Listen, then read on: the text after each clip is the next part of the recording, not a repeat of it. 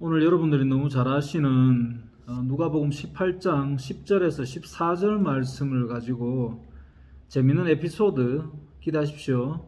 본 말씀 읽고 나서 기대하실 만한 재밌는 에피소드 하나를 예화로 말씀드리고 오늘 짧게 나누도록 하겠습니다. 누가복음 18장 10절부터입니다.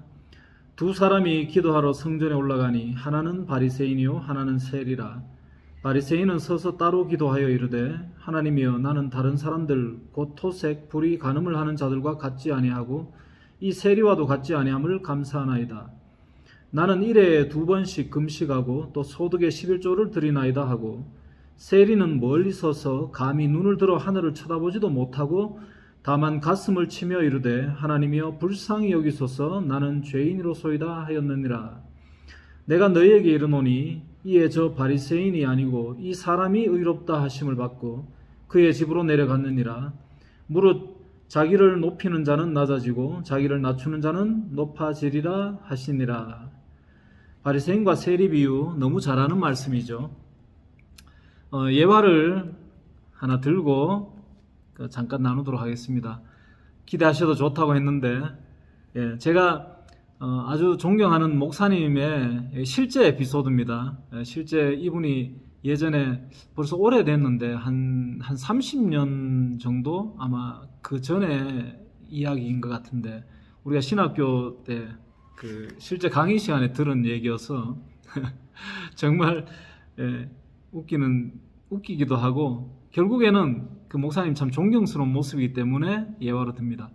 목사님이 하루는 그 지역이 그 대나무 많이 꽂힌 동네, 무당들 많은 그런 동네에 사회 가시다 보니까 그 기도가 참 많이 필요했던 곳이었죠. 그래서 목사님이 항상 새벽부터 밤늦게까지 늘 특별한 일 없으면 늘 교회에서 기도 자리를 지키시던 분이었는데 그날도 늦게까지 기도하시고 아마 10시, 11시 아마 되셨던가 봐요. 그 늦게까지 기도하시고는 이제 사택이 교회에서 조금 거리가 있는데 이제 교회 문을 닫고 사택으로 내려가는 길에 갑자기 억수같이 비가 쏟아졌대요.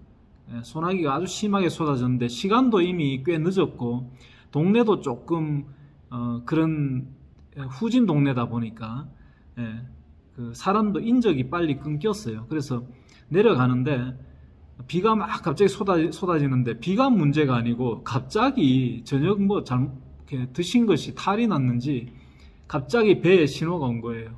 아주 급하셨던가 봐요. 근데 그 교회로 돌아가자니 이미 반 가까이 내려왔고 사택까지 가자니 너무 급한 상태가 되셨대요. 그래서 어디 마땅한 데 없을까 싶어 주변을 찾다 보니까 그 신협인가 마을금고인가 이제 그런 그 이금융권 은행 ATM기 있는 그 건물 현관 거기가 눈에 띄더래요. 그러니까 불도 켜져 있고. 그래서 이제 인적이 없으니까 얼른 저기 가서 볼 보고 나오면 되겠다. 그래서 이분이 이제 거기를 열고 이제 문이 열려 있으니까 열고 들어갔는데 그 구석에 좀 어두컴컴하고 이렇게 좀 빈 공간이 있었던가 봐요. 그래서 주변에 이제 신문지를 하나 찾아가지고 얼른 거기 들어가서 빨리 이제 끝내고 나와야 되니까 얼른 신문지를 펴고는 일을 시원하게 보고는 또 목사님이니까 그 체면이 있으니까 그걸 이제 말아가지고 봉지 하나 있는 걸 챙겨가지고 그 담아가지고 그걸 담고는 이제 거기를 나오는데 이걸 이제 아무래도 좀 지저분하니까 이렇게 그냥 일반 봉지 들듯이 옆구리에 들지는 못하고 밖에 비도 오고 하니까 이 검은 봉지를 문을 열고는 그걸 먼저 이렇게 바깥으로 내밀면서 이제 당신께서는 뒤따라 이렇게 문을 열고 나오는데 갑자기 뭐가 쌩 하고 지나가면서 그 봉지를 낚아채고 손살같이 달아나는데 2인조 오토바이 날치기범이 그 이제 은행에서 검은 봉지를 들고 나오니까 당연히 돈인 줄 알았나 봐요. 그걸 낚아채 가지고는 신나게 도망가는데 목사님께서 순간적으로 아이고 아버지 하나님 참 감사합니다. 상황을 이 뒤처리까지 이렇게 해주시니 정말 하나님께서 아들을 사랑하시네 하고는 감사합니다 하고는 이제 속으로 기뻐서 기도하고는 순간 이제 정신 차리고 보니까 아유 쟤네들이 가서 확인하고는 돈이 아닌 줄 알고 와서 보복하러 돌아오면 어떡할까 싶어서 얼른 이제 잽싸게 사택으로 이제 뭐 출행랑을 치셨나 봐요. 근데 뭐 그 얘기 들으면서 안 그래도 다 뒤집어지고 난리 났죠. 너무 웃겨가지고. 근데 그 날치기 범죄들이 어디 이제 돌아가가지고는 빨리 그걸 확인하고 싶었을 거 아니에요. 그 제법 묵직한 그 무게에 검은 봉지에 부피도 신문까지 쌌으니까 그 적은 부피가 아니잖아요. 그러니까 얘들이 아마 기대에 차가지고 그걸 빨리 확인을 했을 텐데 혹시 뭐 어디서 은혜 받아가지고 지금 뭐 또 크리스찬이 돼가지고 제 영상을 어디서 볼지는 모르겠지만 예, 그거는 뭐 당신들이 하나님께 받은 은혜라고 생각하시고 그 목사님 뭐 건강하게 잘 계시니까 어쨌든 예, 그래서 정말 재밌는 에피소드죠. 근데 이 얘기를 왜 하는가 하면 오늘 본문 말씀하고 비교 이제 해서 예화로 들었는데 흔히 요즘 세상에 우리가 이제 이 바리새인들의 그 저 그룹과 견줄 만한 요즘 우리 그룹들은 사실 이제 목사님들 그룹이 아닙니까, 그죠? 목사님들이나 뭐 대학 교수님, 목사님들, 신학교 교수들 이런 분들인데 여기에 나오는 바리새인들의 모습은 저 당시만 해도 정말 철저했던 그룹들 아닙니까, 그죠? 그 유대 민족 중에 한 6천 명 정도밖에 안 되는 그룹이니까 아주 소수의 정말 특출한 그룹인데 이 본문에 보면 그 바리새인들의 스스로 그 어떤 완벽함의 그런 자부심, 스스로 의로움이 얼마나 대단했는지 예수님께서 바리새인과 세리를 이렇게 비유해서 말씀을 해놓으셨단 말이죠. 근데 제가 말씀드린 그 목사님 같은 분이 저 당시의 바리새인이라면 감히 신학생들 앞에서 자기의 그런 어떤 어떻게 보면 부끄러운 그런 일을 말 안 하겠죠. 그래서 저는 그 목사님을 지금도 참 존경하고 이렇게 기억하는 것은 뭐냐 하면 솔직하게 진솔하게 나도 너희들과 똑같은 인간이고 우리 다 똑같은 인간들 아니냐 이 얘기를 하셨다라고 생각이 드니까 참 은혜롭고 감사해서 지금 예화로 나누는 겁니다. 그래서 우리가 하나님 앞에 볼 때 이 죄인 우리 인간의 원죄라는 것이 사실은 우리 하나님을 모르고 이 땅에 태어나기 때문에 우리 인간의 껍질을 입고 이 땅에 태어나서는 육신의 아버지 어머니를 보고 자라잖아요, 그죠? 그러니까 육신의 아버지 어머니는 알지만 그 우리 영혼의 진짜 아버지신 하나님을 모르고 살아가기 때문에 하나님을 모르는 상태를 원죄, 오리지널 신을 사실 하나님을 모르는 상태를 죄라 그러고 또 신약에서는 보면 죄를 하마르티아라 그래가지고 관역에서 벗어나다라는 의미거든요. 그러니까 그 목표에 정확하게 못 맞추는 상태. 그러니까 인간은 그걸 우리가 정확히 맞출 수 있는 상태가 아니다라는 얘기를 하는 거죠. 그러니까 하나님이 맞추셔야 되는 거고 다윗이 조약돌 5개 중에 하나를 집어서 이 돌팔매질을 해서 던졌을 때 그 골리앗이 맞아서 잡아떨어졌을 때 다윗이 솜씨가 좋아서 맞춘 게 아니라 하나님의 역사였던 거죠, 사실. 그죠? 우리의 어떻게 보면 하나님의 원죄를 씻어주심이 결국은 하나님이 우리에게 맞춰주시는 거예요, 그죠? 그래서 그거를 말씀드리고 싶은 거고 원죄를 갖고 있는 우리 인간들은 결국은 겉모습이 행위가 좋든 나쁘든 간에 하나님 편에 보시기에는 죄인 다 하나 100% 죄인이기 때문에 우리 인간들이 저 사람은 정말 착하다, 저 사람은 정말 완벽하게 착하다 할지라도 우리 마음 속에 숨어있는 죄성까지 다 드러내서 깨끗하다고 할 수 없는 것이 기정사실 아닐까요? 그래서 어떻게 보면 인간들의 부류를 두 부류로 나눈다면 착한 사람, 악한 사람 이렇게 나눌 수 있는 게 아니고 모든 인간은 죄인이라는 범주에 놓고 보면 죄의 행위가 들통이 나서 아예 죄인임이 드러나버리는 나쁜 사람들이 있는 반면에 자기의 죄성을 꽁꽁 숨기고, 여기 본문에 나오는 바리새인처럼 꽁꽁 숨겨서 의롭게 포장이 되어 있는 사람은 사실은 무서운 사람이라고 보면 됩니다.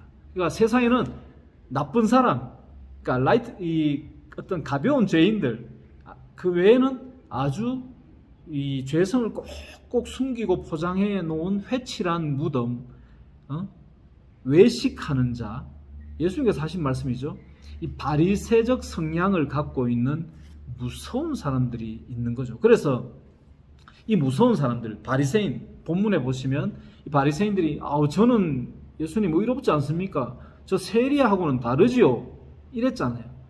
그런 것처럼, 근데 이 바리새인들에게 하나님의 은혜가 오면 평상시에는 판관의 자리에서 죄인들을 함부로 정죄하고 나는 저 사람들하고 달라요 하던 그 마음밭에 회개의 은혜가 딱 떨어지면 나도 죄인이구나, 정말 나도 음란한 죄인이구나라는 걸 알게 되기 때문에, 그렇게 죄인임을 밝혀지고 나면 겸손한 자리로 낮아질 수 있게 되는 거죠.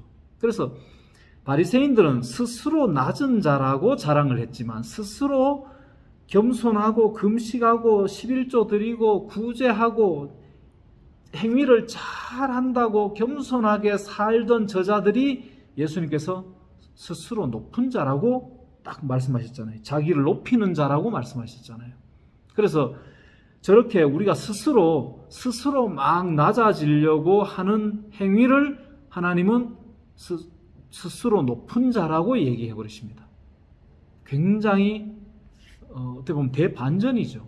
그래서 하나님의 은혜가, 회개의 은혜가 오지 않는 이상은 우리는 항상 스스로 높은 자의 위치에 있는 겁니다.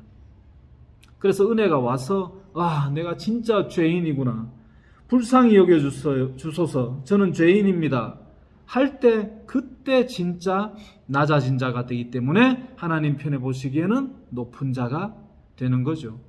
그래서 우리는 늘 어떻게 보면 그 은혜의 때가 오기 전에는 우리가 스스로 낮아질 수가 없는 자다라는 것을 알아야 됩니다. 그래서 그렇게 어떻게 보면 마음을 먹고 터닝을 했을 때 하나님의 은혜가 낮춰주시는 은혜가 오는 거죠. 그래서 낮춰주시는 은혜가 왔을 때, 그때 하나님 앞에서 높은 자로 칭의될 수 있는 그런 때가 오는 거죠. 그래서 스스로 겸손해지려고, 스스로 어떻게 막 그걸 하려고 노력하시는 여러분들께 진짜 하나님의 은혜가 임하길 바라는 바입니다. 굉장히 애매한 얘기예요. 유심히 들여다보면 이 말씀이 굉장히 쉬운 본문 같지만 실제로 우리 개개인에게 이 말씀의 은혜가 오려면 굉장히 이것이 우리 인간들이 사실은 할 수 없는 일이 되는 겁니다. 우리 자신이 바리새인이구나, 바리새인이 되려고 추구했구나라는 것을 알게 될 때가, 그때가 회개의 타이밍이기 때문에 한번, 이미 회개의 때가 지난 분도 있을 테고 아직 회개가 뭔지를 몰라서 방황하는 분이 계실 테고 늘 겸손해지려고 하나님 은혜를 갈구하고 있음에도 불구하고 모르고 있는 상태도 아직 많으실 겁니다. 하지만 그 하나님 앞에 내가 정말 불쌍히 여겨주세요, 정말 나도 하나님 은혜를 입고 싶어요, 나도 정말 겸손한 자가 되고 싶어, 하나님 앞에, 하나님 안에 겸손한 자가 되고 싶어요 라고 가슴 치며 울부짖을 때 하나님이 긍휼히 여겨주실 때가 있을 겁니다. 누구도 우리가 사람과 사람이 마주할 때 누구도 내가 그보다 낫다라고 할 수 없습니다. 저도 예전에 모태신앙으로 태어나서 인생 중에 저도 모르게 높은 자의 위치에 있었더라고요. 근데 저도 죄에도 빠져보고 부끄러움도 당해보고 치욕도 당해보고 하나님 앞에 죽어라고 매달려서 기도도 해보고 할 때 나도 정말 별 볼 일 없는 인간이구나, 별 볼 일 없는 죄인이구나, 그럼에도 불구하고 하나님이 나를 용서하시고 사랑해 주시는구나 하고 진짜 그 맛을 봤을 때 정말 아버지 하나님을 알게 됐고, 그럼에도 불구하고 뭐 내가 그렇다고 해서 그러면 나는 이제 죄 안 짓나? 아니요. 삼손을 보십시오. 삼손이 계속 자빠지고 넘어지고 하죠. 근데 삼손이 마지막에 하나님이여 내가 우리 민족을 구하기 위해서 마지막 한 번만 제게 힘을 주시옵소서 하고 삼손에게 마지막 의의 옷이 입혀졌을 때는 삼손의 인생이 끝나는 타이밍입니다. 육신의 장막이 벗겨지는 날 우리는 완전히 죄에서 벗어날 수 있습니다. 그것은 이 땅의 정말 육신의 죄죠. 근데 하나님이 그럼에도 불구하고 우리를 사랑하시고 의롭다 칭해 주셨으니 그 은혜로 살아가는 것뿐입니다. 이 복음을 나누기 위해서 때로는 서로 말로 싸울 수도 있고 찌르기도 하고 정죄하고 비판하는 것 같지만 아니요. 비판하는 거 아닙니다.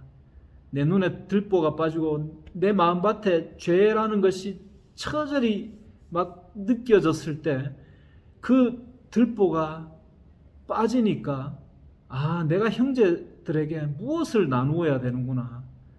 저들의 티크를 내가 볼 수 있으면 저들에게 티크를 볼 수 있는 그 기회를 주는 자가 전도자구나라는 걸 알게 됐기 때문에 그거 하나 주려고 그러는 거지 누구도 비판할 수 없는 겁니다. 우리는.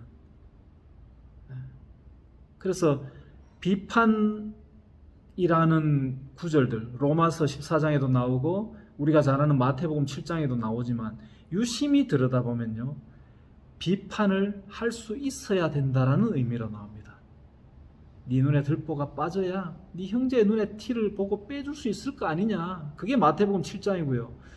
로마서 14장에도 가면 누가 남의 집 하인에 일어서고 자빠지면 네가 함부로 간섭하냐. 주권이 주인에게 있거늘. 근데 그 주인의 마음이 오면 다른 사람을 세워주기 위해서 굉장한 해산의 수고를 하게 됩니다. 그래서 진심 어린 마음이 나가기 때문에 때로는 서로 갈등이 생기고 부딪히고 다투기도 하고 오해하고 정말 그런 고충이 있습니다. 그래서 근데 그 맛을 보면요. 정말 그것이 예수님의 사랑인 줄 알기 때문에 예수님께서 뭐라 그러셨습니까? 내가 너희를 사랑한 것 같이 너희도 서로 사랑해라 라고 말씀하셨잖아요. 전제가 너무 중요합니다. 내가 너희를 사랑한 것 같이. 무조건 사랑하는 얘기 아닙니다. 이 땅에 우리가 인간들이 흔히 말하는 사랑 그 얘기 아닙니다. 그냥 사랑합니다 형제 자매님 사랑합니다. 그 사랑 아닙니다. 죄송하지만 예수님이 어떻게 사랑하셨는지 그걸 말씀에서 찾아보시면 돼요. 정말 환도뼈를 부시면서까지 사랑하시거든요. 육신의 생각을 죽여버리십니다. 인간적인 겸손을 죽여버리십니다. 하나님 앞에 겸손은 인간들 앞에 교만으로 딱 갑니다. 절대로 하나님 앞에 겸손이 인간들 앞에 겸손일 수 없습니다. 예수님 보시면 됩니다. 예수님은 하나님 앞에 절대적인 겸손의 왕이셨습니다. 근데 그분이 인간들 앞에 갔을 때 신성모독으로 해서 십자가에 처형당하셨습니다. 예수님을 겸손하게 안 봤습니다. 맞죠? 젊은 놈이 건방지게라고 봤습니다. 감히 네가 요셉의 아들인 주제에 목수의 아들인 주제에 네가 하나님의 아들이라고? 그것이 전도자의 모습입니다. 그럼에도 불구하고 하나님의 뜻을 알게 된 자는 그대로 전할 수밖에 없습니다. 그것이 프로시코마의 기도입니다. 위에서 흘려주시는 대로 그대로 살아갈 수밖에 없는, 때로는 죄인의 친구도 되고 때로는 인간적인 모습도 나오고 때로는 화도 내고 기쁠 때는 기뻐하고 슬플 때는 슬퍼하고 디프레스 될 때는 며칠간 그냥 드러누워 있고 싶을 때도 있고, 그것이 전도자의 모습입니다. 항상 의관해서 그럴듯한 모습으로 빈틈없는 모습으로, 어디 예수님이 그랬습니까? 바리새인들이 그랬죠. 말씀은 하나님 편에서 볼 수 있어야 됩니다. 근데 인간들이 볼 수 없거든요. 하나님께서 볼 수 있도록 눈을 열어주시고 귀를 열어주셔야 볼 수 있는 겁니다. 눈이 열리고 귀가 열리면 하나님의 말씀이 마음 안에 들리게 됩니다.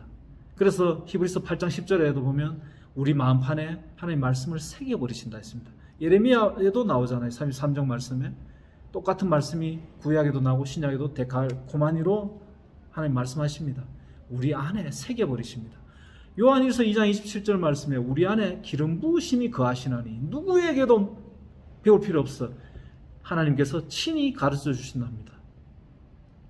물론 어린아이 시절이 있고 율법 아래 머물러야 되는 시절이 있고 홍해를 건너고 요단강을 건너는 그 이스라엘 백성의 여정 속에 우리가 반드시 애굽에서 출애굽해서 우리도 히브리인의 대열에 들어가야 이스라엘 백성이 될 수 있는 겁니다. 그런 은혜가 예수님께서 전하신 복음입니다. 이스라엘 백성들만 선민이었잖아요. 구약에서는. 근데 그 은혜가 예수님을 통해서 우리에게 오신 것이 바로 그 홍해의 사건입니다. 그 다 섞여버린 그 인종들이 광야로 불려 나왔는데 그 속에 우리도 같이 불려 나오는 은혜가 있어야 되는 겁니다. 진짜 교회 말입니다. 아직도 여러분이 저 화려한 건물 성전을 보고 언변 좋은 목사를 보고 좋은 옷 입고 화려한 조명빨 받는 목사들의 말만 따르고 있다면 잘 보십시오. 하나님은 여러분 안에 직접 거하시기를 원한다니까요. 그 은혜를 사모하십시오. 정말 하나님이 저와 여러분 한 사람 한 사람의 친아버지시란 말씀입니다. 그래서 예수님이 친히 인간의 몸으로 오셔서 그 안의 것을 전해주시고 그 껍데기 예수님은 십자가에 달려 돌아가셨잖아요. 나무에 달린 자마다 저주받은 자라고. 그 친히 저주받은 자의 대표로 그 장대에 매달리셨단 말입니다. 광야의 노뱀 사건처럼. 예수님의 표적만 따르던 음란한 세대들을 향해 가지고 스스로 그 음란한 세대가 추구하는 그 예수님의 이 땅에 그 왕으로 오기를 원하는 그 껍데기 예수를 십자가에 달아버리셨단 말입니다. 그러고는 친히 우리의 거처를 위해서 가셨잖아요. 내가 가는 것이 너희들한테 더 유익하다고. 왜? 우리 안에 보혜사 성령님을 주시기 위해서. 친히 아들 삼으시기 위해서. 맏형으로 오셔서 우리들을 동생들 삼으시려고. 여러분과 저를. 그 은혜를 매일매일 사모하면서 하나님 안에 거하시길 간절히 축원합니다.